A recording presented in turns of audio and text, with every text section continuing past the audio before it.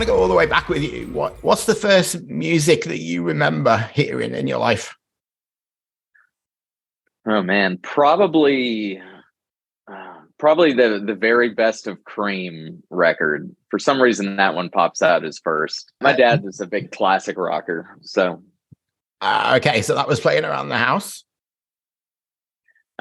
Yeah, lot of Beatles, Cream, Led Zeppelin. Boston even.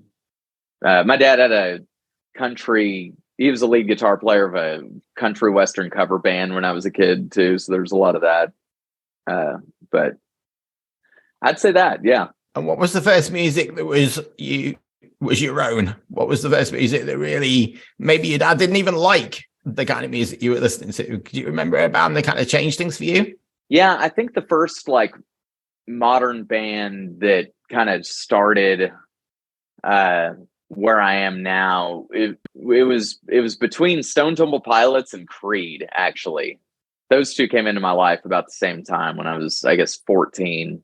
And that was when I started learning the bass too. And it blew my mind. I listened to those records every day. Learned all the parts, Okay. So this is like mid-90s, I guess? Late 90s, yeah. And what was the first band you actually went to see live? The first live concert I went to was actually this like Christian, not a boy band, but it's these three singers. They're called DC Talk. Okay.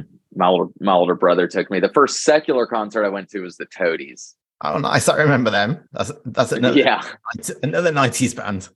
Yeah, they're a Texas band too. So, what album reminds you of like your teenage years? I guess like 90s, early 2000s. What specific record? I'd say probably "Core" by Stone Temple Pilots. Nice. I listened to that one to death as well.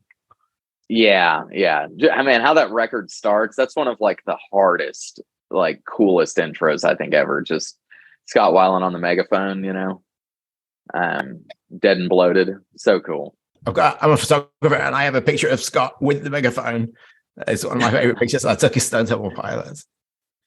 Do you keep up with new music apart from the bands that you're looking for to open for you? Are you listening to a lot of new music? Not tons right now because we're making a lot of music.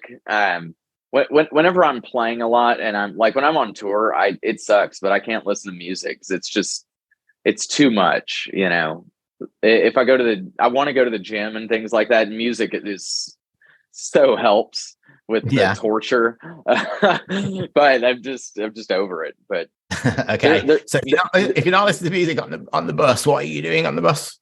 We're making the music. Do you actually make music on tour? Yeah, oh, for sure. We recorded a lot of the stories we tell ourselves, guitar and bass, on a Disturbed tour. It was us, Chevelle and Disturbed. Do you think any of Chevelle and Disturbed seeps into what you've done? Like, do you think it influences you subconsciously? Oh, I think so for sure. I mean, we used to like that first Chevelle record. I think we all think sounds so good. And it's a very bare bones sounding production. So we used to always A/B our mixes with the Wonder What's Next Chevelle record.